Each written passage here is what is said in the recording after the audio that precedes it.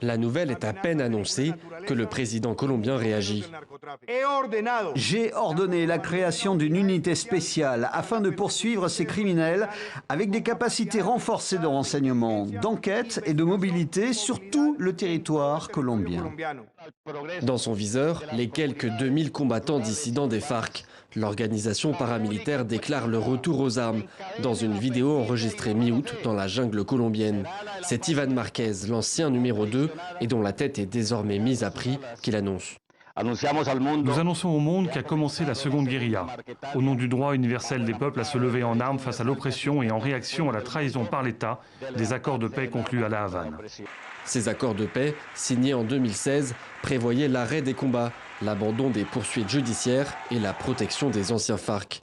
Mais ils sont nombreux dans l'organisation à estimer que le gouvernement n'a pas respecté ses engagements. La branche politique des FARC, devenue un parti légal, a elle tenu à se désolidariser de ce mouvement dissident. Ce n'est pas le moment d'hésiter. La guerre ne peut être le destin de ce pays. Les autorités colombiennes pointent également du doigt le Venezuela, qui selon elles protégerait et soutiendrait les combattants FARC.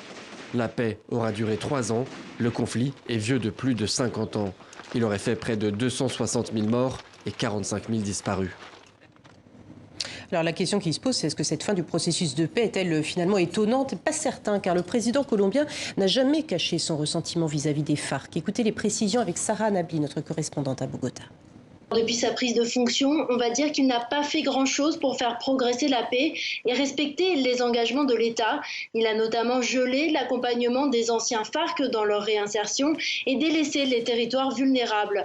Il a à plusieurs reprises relancé le débat sur la pertinence de la juridiction spéciale pour la paix. Bref, il a créé un climat de trouble et d'incertitude. N'oublions pas qu'Iván Duque a toujours suivi les idées et les discours de son mentor, l'ancien président Álvaro Uribe, qui a toujours préféré les armes à la négociation. Il faut s'attendre à plus de violence et de répression dans les zones où la dissidence est active, d'autant plus que nous sommes ici en pleine campagne pour les élections régionales et municipales qui auront lieu en octobre. Iván Duque doit montrer au pays qu'il a la situation sous contrôle. Le climat jouera forcément en faveur de son parti conservateur.